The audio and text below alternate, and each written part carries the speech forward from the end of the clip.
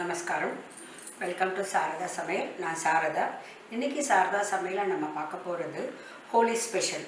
இந்த மாதம் 25ஆம் தேதி திங்கட்கிழமை அன்னைக்கு ஹோலி பண்டிகை ஜென்ரலாக வந்து பௌர்ணமி அன்னைக்கு வரும். ஒவ்வொரு மாதம் பௌர்ணமியும் ஒவ்வொரு விசேஷமாக இருக்கும். அதுவும் இல்லாத அந்த மாதத்தில் வர நட்சத்திரத்தை பேஸ் பண்ணி தான் அந்த மாதமே இருக்கும். சித்திரை மாதம்னா சித்திரை நட்சத்திரத்தில் பௌர்ணமி வரும். அது மாதிரி இந்த அதாவது பங்குனி மாதத்தில் உத்தர பல்குனி அப்படின்னு சொல்லுவாங்க ஜென்ரலாக சமஸ்கிருதப்படி. அதனால் அந்த பல்குனி மாதத்தில் வர பௌர்ணமி உத்தர நட்சத்திரம், நம்ம உத்தரம்னு சொல்லுவோம், அவங்க வந்து உத்தர பல்குனின்னுவாங்க. அன்னைக்கு பௌர்ணமி வந்து அன்றைக்கி அவங்க ஹோலின்ட்டு செலிப்ரேட் பண்ணுவாங்க. ஜென்ரலாக எல்லாருக்குமே தெரியும் ஹோலின்னா ஃபெஸ்டிவல் ஆஃப் கலர்ஸ் அப்படின்னு சொல்லிட்டு. அன்றைக்கி எல்லாருமே வந்து கலர்ஃபுல்லாக நல்ல கலராக பொடி இல்லாட்டி கலந்த தண்ணி ஒருத்தர் மேலே ஒருத்தர் அடிச்சுப்பாங்க. அது ரொம்ப ரொம்ப விசேஷம். நம்ம ஊரில் நம்ம பங்குனி உத்திரம் செலிப்ரேட் பண்ணுற மாதிரி நார்த் இந்தியா மீது இப்போ வந்து நார்த் இந்தியான்ட்டு இல்லை, ஆல் ஓவர் இந்தியா வந்து இந்த ஃபெஸ்டிவல் ஹோலி பண்டிகை ஃபெஸ்டிவல் ஆஃப் கலர்ஸ் அப்படின்னு சொல்லிட்டு எல்லாருமே நல்லா செலிப்ரேட் பண்ணுறாங்க. இந்த வருஷம் அது வந்து இந்த மாதம் 25ஆம் தேதி திங்கட்கிழமை வருது. இந்த ஹோலி பண்டிகை வந்து நார்த் இந்தியாவில் ரொம்ப விசேஷமாக எல்லா இடத்துலையும், குஜராத்லேருந்து இந்த பக்கம் அருணாச்சல் பிரதேஷ் எல்லா ஊர்லேயும் வந்து நல்லா செலிப்ரேட் பண்ணுவாங்க. 2 நாள்லேருந்து 7 நாள் வரைக்கும் இதை செலிப்ரேட் பண்ணுவாங்க. முக்கியமாக 2 நாள் செலிப்ரேஷன் அப்படின்னு சொன்னால் முதல் நாள் சாயந்தரம், அதாவது நம்ம ஊரில் போகி பண்டிகை எப்படி போகி கொளுத்தி செலிப்ரேட் பண்ணுவோமோ அதே மாதிரி நார்த் இந்தியாவில் அதாவது ஹோலி பண்டிகைக்கு முதல் நாள் வந்து ஹோலிகா தகன் அப்படின்னு சொல்லிட்டு அவங்க செலிப்ரேட் பண்ணுவாங்க. அது எப்படி பண்ணுவாங்கன்னா நம்ம ஊரில் நம்ம பண்ணுற மாதிரியே கட்டை விறகு விரட்டி அதெல்லாம் வந்து ஒவ்வொரு வீட்டுக்கு முன்னாலேயும், அப்படி இல்லாட்டி ஒவ்வொரு தெரு கோடியிலையும், அதாவது 4 சந்து சேர இடம் இருக்கு இல்லையா, அது மாதிரி இடத்துல எல்லாத்தையும் சேர்த்து வச்சுருவாங்க. சூரியன் அஸ்தமனம் ஆன பிறகு அதை கொளுத்துவாங்க. ஏன்னா அந்த டைமில் தான் ஹோலிகா அப்படின்னு சொல்லிட்டு ஹிரண்யகசிபுவோட தங்க அவங்க என்ன பண்ணுவாங்கன்னா, பிரகலாதன் எல்லாருக்குமே தெரிஞ்சிருக்கும், நரசிம்மாவதாரத்தில் வர கதை இது. இந்த நரசிம்மாவதாரம் ஏன் வந்ததுன்ட்டு எல்லாருக்குமே தெரியும். பிரகலாதன் வந்து இரண்யகசிபு வந்து ஒரு அரக்கன். அவரோட பையன் வந்து பிரகலாதன் வந்து விஷ்ணு பக்தன்.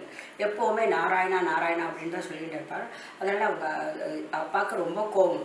தன்னோட பேர் எல்லாருமே அவர் ஆட்சி பண்ணுறதுனால எல்லாருக்கிட்டையும் வந்து தன்னோட பேர் தான் எல்லாரும் சொல்லணும், யாரும் வந்து நாராயணான்னு சொல்லக்கூடாது அப்படின்னு சொல்லிட்டு ஒரு சட்டமே போட்டிருப்பாங்க. ஆனால் எல்லாருமே அவருக்கு கீழ்ப்படிஞ்சு அவரோட பேர் தான் சொல்லிட்டு இருப்பாங்க. ஆனால் பிரகலாதன் மட்டும் எப்போவுமே நாராயணன் சொல்லிட்டு இருக்கிறதுனால சொந்த பையனாக இருந்தால் கூட அவருக்கு பிடிக்கல. அதனால் அவரை பிரகலாதனை கொலை பண்ணுறதுக்கு நிறைய தடவை முயற்சி பண்ணுவார்.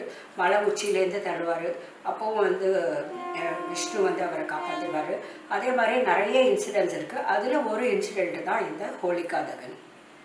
வட இந்தியாவில் ஒரு நம்பிக்கை இருக்குது. ஹோலிகா ஒரு ராட்சசி வந்து குழந்தைங்களுக்கெல்லாம் கெடுதல் பண்ணுறன்னு ஒரு நம்பிக்கை. அதனால் அந்த ராட்சசியை அழிக்கணுன்றதுக்காக தான் முதல் நாள், அதாவது சூரிய அஸ்தமனம் ஆன பிறகு ஹோலிகா தகன் அப்படின்னு சொல்லிட்டு பண்ணுவாங்க. அதுக்கு தான் அந்த நெருப்பு பற்ற வச்சு பண்ணுவாங்க. ஏன்னா இந்த கதையில் என்ன ஆகும்னா, ஹிரண்யகசிபுவோட தங்க தான் இந்த ஹோலிகா கிட்ட ஒரு சட்டை, அதாவது ஒரு துணி இருக்கும், அதை எப்போவுமே அதை போத்திட்டு இருந்தால் அதனால அவளுக்கு எந்த தொந்தரவுமே வராது. அதனால் ஹிரண்யகசிபு சொல்வார், நீ வந்து பிரகலாதனை எடுத்துகிட்டு நெருப்பில் இறங்கு, அவன் அந்த நெருப்பில் வந்து கருகி செத்து போயிடுவான் அப்படின்னு சொல்லிட்டு சொல்வார். அவளும் வந்து பிரகலாதனை கையில் எடுத்துட்டு அந்த நெருப்பில், அதாவது அந்த ஹோலிகா தகன் எல்லாரும் நெருப்பு பற்ற வச்சுருக்காங்க இல்லையா, அந்த நெருப்பில் இறங்கும்போது விஷ்ணு வந்து என்ன பண்ணுவாருன்னா, பிரகலாதனை காப்பாற்றுறதுக்காக ஹோலிகா மேலே இருந்த அந்த துணியை வந்து பிரகலாதன் மேலே விழுற மாதிரி பண்ணிடுவார். பிரகலாதனுக்கு ஒன்றுமே ஆகாது அந்த நெருப்பில். ஹோலிகா வந்து அதில் எரிஞ்சு அப்படியே அவளோட உயிர் போயிடும். அதனால தான் இந்த நிகழ்ச்சியை வந்து அவங்க ஹோலிகா தகன் அப்படின்னு சொல்லிட்டு சொல்லுவாங்க. எல்லாருமே அந்த நெருப்பு சாயந்தரம் அந்த சூரிய அஸ்தமனம் ஆன பிறகு நெருப்பை பற்ற வச்சுட்டு எல்லாருமே அதை 3 தடவை சுற்றி வந்துட்டு அதுக்கப்புறம் நல்ல பாட்டு பாடி இதுக்குன்னு நிறைய பாட்டெல்லாம் இருக்குது, அதை பாடி நல்லா கொண்டாடுவாங்க. எல்லோரும் வந்து தட்டாமலை அப்படின்னு சொல்லுவாங்களே, கை இப்படி பண்ணிவிட்டு எல்லோரும் சுற்றுவாங்க. அதுக்கப்புறம் கலர் பவுடர் ஒருத்தர் மேலே ஒருத்தர் தெரிஞ்சு போடுவாங்க, இந்த கலர் வாட்டர் தெளிச்சுப்பாங்க. இந்த மாதிரி முதல் நாளும் ஒரு தடவை வந்து செலிப்ரேட் பண்ணிவிட்டு அதுக்கப்புறம் வீட்டுக்கு போய்ட்டு அடுத்த நாளும் திருப்பி அடுத்த நாள் வந்து பௌர்ணமி அன்னைக்கு வந்து திருப்பி இதே மாதிரி வந்து ஹோலி செலிப்ரேட் பண்ணுவாங்க. அதுக்கு வந்து ஜென்ரலாக எல்லாருமே அவங்களுக்கு ஒரு நம்பிக்கை என்னென்னா எல்லாமே நல்ல ஒயிட் ட்ரெஸ்ஸு, புது வெள்ளை ட்ரெஸ்ஸு வாங்கி வந்துட்டு இந்த செலிப்ரேஷனுக்கு வருவாங்க. எல்லாருமே ஒருத்தர் மேலே ஒருத்தர் வந்து கலர் அடிச்சுப்பாங்க.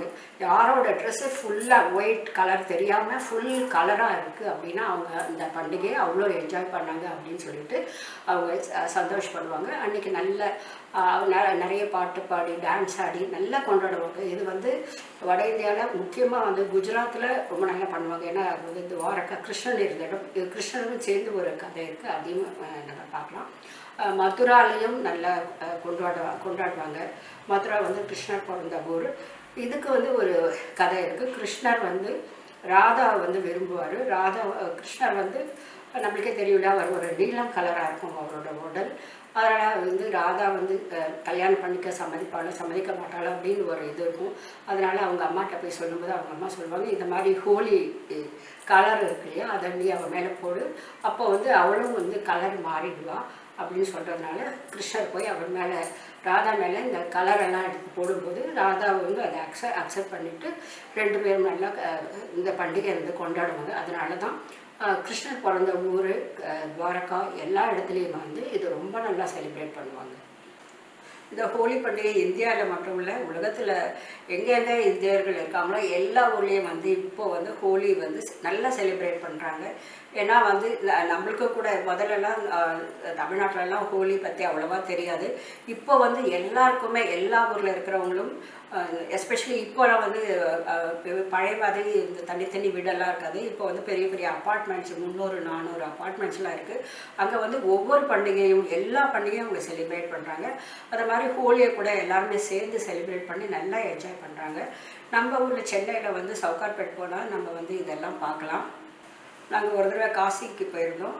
அன்னைக்கு வந்து ஹோலி நாங்கள் முதல் நாள் வெளியே போயிட்டு வரும்போது நிறைய இடத்துல வந்து நல்ல ஒரு 10 அடி இருக்கும், அந்த அளவுக்கு வந்து கட்டை அதெல்லாம் சேர்த்து வச்சுருந்தாங்க. பார்க்கும்போது எனக்கு ரொம்ப பயமாக இருந்தது, ஐயோ இதெல்லாம் எரிஞ்சால் எப்படி இருக்கும் அப்படின்னு சொல்லிட்டு. நாங்கள் வந்து ஆனால் ராத்திரி வந்து பார்க்கல, ஏன்னா நிறைய கூட்டம் இருக்கும். எங்களுக்கு வந்து லாங்குவேஜ் ப்ராப்ளம் கூட கொஞ்சம் இருந்ததுனால நாங்கள் போகல. ஆனால் வந்து அடுத்த நாள் வெளியே போகும்போது நாங்கள் ஆட்டோவில் போகணும். அப்போ கூட எங்கள் மேலெல்லாம் வந்து கலர் தண்ணி வந்து தெளித்தாங்க. ஆனால் அது வந்து கொஞ்சம் சந்தோஷமாக தான் இருந்தது. ஆனால் நாங்கள் அதுக்காக ப்ரிப்பேர்டாக போகலை. போயிருந்தால் நாங்களும் போய் அதை பார்த்து என்ஜாய் பண்ணியிருந்திருக்கோம். இந்த ஹோலி பண்டிகைக்காக நான் வந்து இன்றைக்கி ரசமலாய் பண்ண போகிறேன். முதல்ல ரசமலாய் பண்ணது எப்படின்னு பார்க்கலாம். அதுக்கு ஃபஸ்ட்டு வந்து ரசமலாய் பண்ணுறதுக்கு பன்னீர் எப்படி தயார் பண்ணுறதுன்னு பார்க்கலாம். ரசமலாய் பண்ணுறதுக்கு இந்த ரசகுல்லா பண்ணணும். அதுக்கு வந்து பன்னீர் ரெடி பண்ணிக்கணும். நான் வந்து 1 லிட்டர் பசும்பால், இது வந்து ஆவினில் வந்து டிலைட் மில்க்குன்னு கிடைக்கிறது, அதை நான் வாங்கி 1 லிட்டர் இதில் போட்டிருக்கேன். இது கொஞ்சம் கொதிக்கட்டும். இப்போ வந்து பால் வந்து பொங்க ஆரம்பிச்சிடுது. இந்த ஸ்டேஜில் வந்து நான் ஸ்டவ் ஆஃப் பண்ணிடுறேன். இது வந்து ஆப்பிள் சிடார் வினிகர். நான் ஜென்ரலாக ஸ்வீட் பண்ணுறதா இருந்தால் ஆப்பிள் சிடார் வினிகர் தான் எடுத்துப்பேன். நார்மல் வினிகர் வந்து கொஞ்சம் புளிப்பாக இருக்கும். எலுமிச்சம்பழ ஜூஸ் கூட நான் யூஸ் பண்ண மாட்டேன். இது போட்டால் ரொம்ப நல்லாயிருக்கும், டேஸ்ட் கூட ரொம்ப நல்லாயிருக்கும். அதனால தான் apple cedar vinegar 1 table spoon 1 teaspoon தண்ணி சேர்த்துருக்கேன். இதை கொஞ்சம் கொஞ்சமாக சேர்க்கலாம்.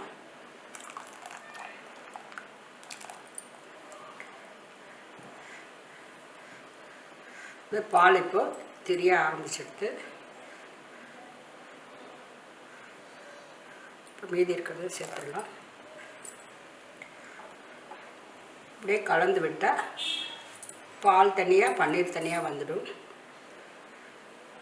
இப்போ இதில் தண்ணி தனியாக பன்னீர் தனியாக பிரிஞ்சிடுது. இப்போது இதை நம்ம வடிகட்டினா, நான் ஒரு மெல்லிஸ் துணி போட்டிருக்கேன், இதை இதில் கொட்டிட்டு வடிகட்டிடலாம்.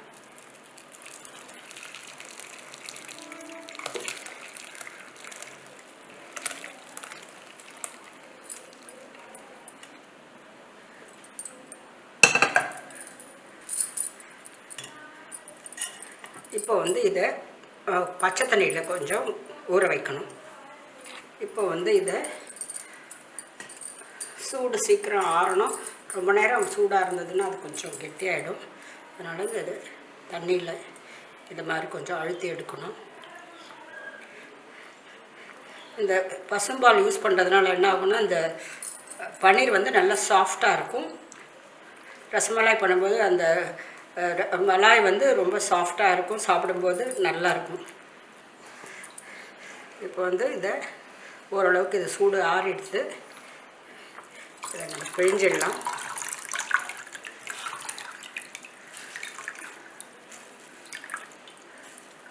கொஞ்சம் தண்ணி இருக்கணும். நம்ம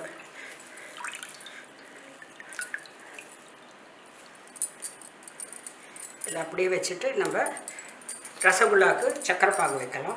இந்த பன்னீர் எடுத்த பிறகு இருக்கிற தண்ணி இது வேவ் வாட்டர் அப்படின்னு சொல்லுவோம். இது உடம்புக்கு ரொம்ப ரொம்ப நல்லது. நிறைய சத்து இருக்குது. எஸ்பெஷலி இதில் வந்து ப்ரோட்டீன்ஸ் நிறைய இருக்குது. நான் வந்து இது மோஸ்ட்லி இதை ஃப்ரிட்ஜில் வச்சுட்டு சப்பாத்தி மாவு பிசையும் போது இதை போட்டு நான் பிசைவேன். டேஸ்ட் கூட ரொம்ப நல்லாயிருக்கும். இதை ஆறின பிறகு எடுத்து நான் ஸ்டோர் பண்ணி வைக்க போகிறேன். நம்ம ரசமலாய் பண்ணதுக்கு ரசகுல்லாவுக்கு சக்கரை பாகு வச்சிடலாம். நான் வந்து ஒரு 3/4 கப் எடுத்திருக்கேன். ஏன்னா இதுக்கு நிறைய சக்கரை தேவையில்லை. நம்ம வந்து ரபடி பண்ண போகிறோம். அதனால் சக்கரை கொஞ்சம் குறைச்சிட்டேன். இதுக்கு எவ்வளோ சக்கரை போட்டோமோ அதுக்கு 5 டைம்ஸ் தண்ணி விடணும்.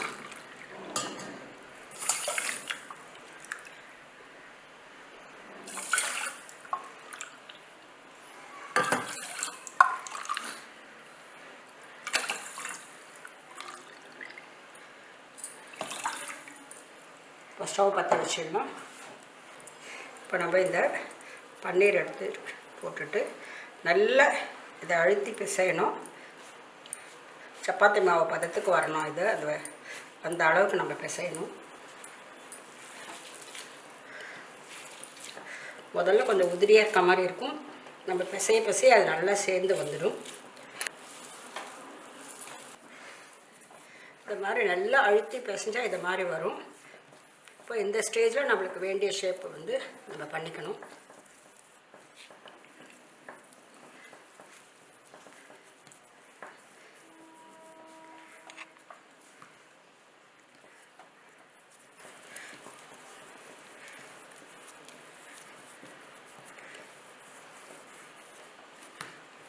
இப்போ இது நம்மளுக்கு வேண்டிய சைஸில் உருண்டை பண்ணிக்கலாம். இந்த சைஸ் போடலாம்.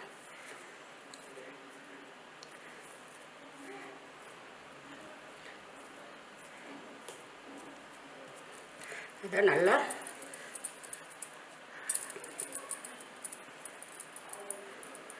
ரவுண்டாக உருட்டிட்டு நல்லா இது மாதிரி தட்டணும். எட்ஜஸ் எல்லாம் பிரேக் ஆகாமல் பார்த்துக்கணும்.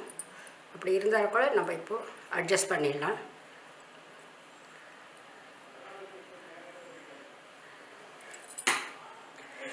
இது வந்து இந்த ஜீராவில் போட்டால் வெந்தால் கொஞ்சம் நல்லா பெருசாகிடும். இதே மாதிரி எல்லாத்தையும் பண்ணிடலாம். இப்போ வந்து இந்த ஜீரா கொதிக்கிறது. இப்போ இதை ஒன்று ஒன்றா போட்டுடலாம். இது வந்து நல்லா கொதிக்கணும், அப்போ தான் போடணும், இல்லாட்டி வந்து இது உடஞ்சிடும். இப்போ சைஸ் பாருங்கள், சின்னதாக இருக்குது. இதில் வந்து ஒரு 15 நிமிஷம் வரைக்கும் இதை வந்து நம்ம கொதிக்க வைக்கணும். முதல் 5 நிமிஷம் வந்து ஹையில் இருக்கணும் ஃப்ளேம். அதுக்கப்புறம் மீடியமில் வச்சுட்டு 10 மினிட்ஸ் கொதிக்க வச்சா நல்லா பெருசாக விடும். அப்போ தான் நம்ம ஸ்டவ் ஆஃப் பண்ணணும். இப்போவே போட்டோடனே பாருங்கள் கொஞ்சம் பெருசான மாதிரியே இருக்குது. இப்போ இது அப்படியே ஒரு 5 மினிட்ஸ் இதே மாதிரி இருக்கட்டும். அதுக்கப்புறம் மூடிட்டு 10 நிமிஷம் வரைக்கும் கொதிக்க வச்சுட்டு அப்புறம் பார்க்கலாம். இது வந்து முதல் 5 நிமிஷம் ஹையில் வச்சேன். அதுக்கப்புறம் ஒரு 10 மினிட்ஸு மீடியமில் வச்சு கொதிக்க வச்சா நல்லா பாருங்கள் பெருசாக எடுத்து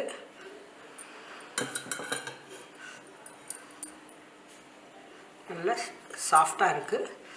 இப்போ இதை வந்து நம்ம ஆஃப் பண்ணிடலாம். ஆஃப் பண்ணிவிட்டு நெக்ஸ்ட்டு நம்ம ரபடி பண்ணலாம். இப்போ வந்து ரபடி பண்ணுறது எப்படின்னு பார்க்கலாம். நான் வந்து 1 லிட்டர் ஃபுல் க்ரீம் மில்க் எடுத்துருக்கேன். இப்போது ஸ்டவ் பற்ற வச்சுட்டு இதை கொதிக்கட்டும் கொஞ்சம். இப்போ வந்து பால் ஒரு தடவை பொங்கிடுச்சு. நான் ஸ்டவ் சின்னது பண்ணியிருக்கேன். இப்போ வந்து நான் குங்குமப்பூ கொஞ்சம் எடுத்துருக்கேன். அதில் இந்த பால் போட்டுடலாம். பால் போட்டு அதை ஊறினா நல்லா கலந்து விடுறதுக்கு ஈஸியாக இருக்கும். இப்போது நான் இதுக்கு வந்து ஒரு 3/4 கப்பு சர்க்கரை எடுத்துருக்கேன். அதை இப்போவே இதில் சேர்த்துடுறேன். நல்லா கொதிக்கணும். இது சர்க்கரை போட்டுட்டு ஒரு 10 நிமிஷம் இதை கொதிக்க விடலாம். இது நல்லா கொதிச்செடுத்து பால் வந்து இதை மாதிரி இருக்கணும். இந்த ஸ்டேஜில் நம்ம கொஞ்சம் நட்ஸ் எல்லாம் ஆட் பண்ணலாம். முதல்ல நான் குங்குமப்பூ ஊற வச்சுருக்கேன், அதை போட்டுடுறேன். இது வந்து நல்ல கலர் கொடுக்கும், ஃப்ளேவர் கொடுக்கும். ஒரு சிட்டிகை ஏலக்காய் பொடி, கொஞ்சம் பாதாம் பிஸ்தா,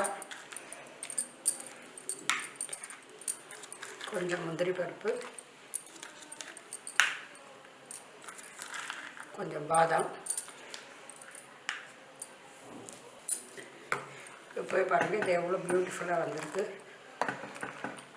ரசமலாய் ரபடி கலர், கரெக்டாக லைட் க்ரீம் கலரில் வந்திருக்கு. இப்போ இது ஜஸ்ட்டு பாயில் ஆனவுடனே ஆஃப் பண்ணிடலாம்.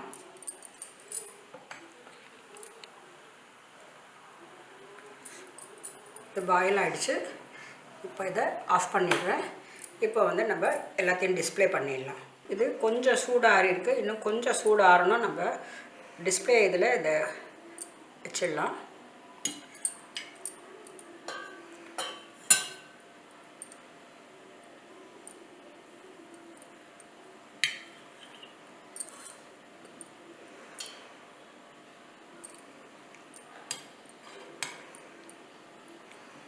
அந்த ஜீராலாம் ஸ்க்வீஸ் பண்ணலை, அது அப்படியே இருக்கட்டும் தான் வச்சுருக்கேன்.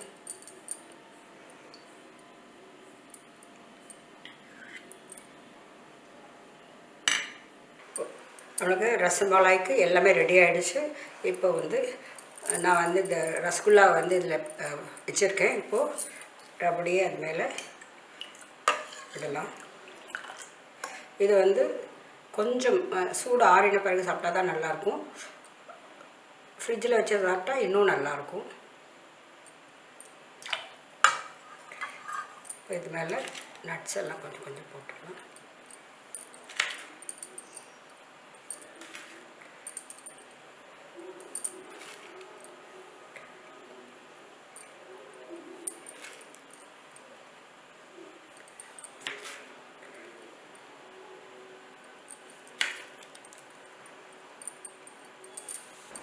இந்த வருஷம் ஹோலி ஸ்பெஷல் வந்து ரஸ்மலாய் பண்ணியிருக்கேன். சூப்பராக ரெடி ஆகிடுச்சு.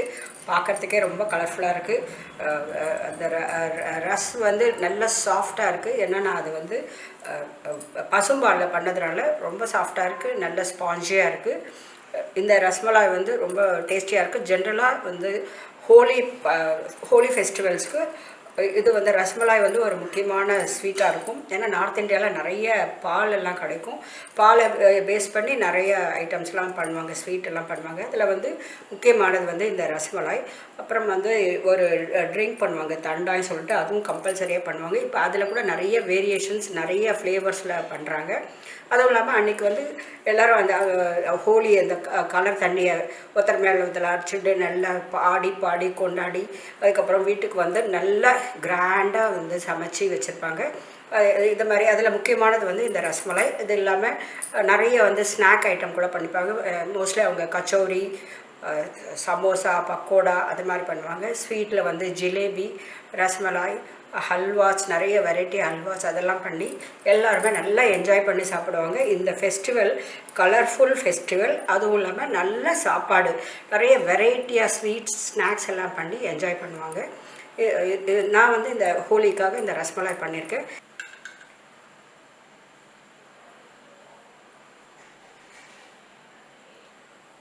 இந்த ஹோலி ஸ்பெஷலுக்காக பண்ண இந்த ரசமலாய் வீடியோ உங்களுக்கெல்லாம் ரொம்ப பிடிச்சிருக்குன்னு நினைக்கிறேன். பிடிச்சிருந்தால் மறக்காமல் லைக் பண்ணுங்கள், கமெண்ட் பண்ணுங்கள். உங்கள் ஃப்ரெண்ட்ஸ் அண்ட் ரிலேட்டிவ்ஸ்க்கு இந்த வீடியோவை ஷேர் பண்ணுங்கள். சாரதா சமையலுக்கு இது வரைக்கும் சப்ஸ்கிரைப் பண்ணாதவங்க சப்ஸ்கிரைப் பண்ணி பக்கத்தில் இருக்கிற பெல் பட்டனை அழுத்துங்க. எல்லாருக்கும் ஹோலி நல்வாழ்த்துக்கள். ஹாப்பி ஹோலி. நன்றி, வணக்கம்.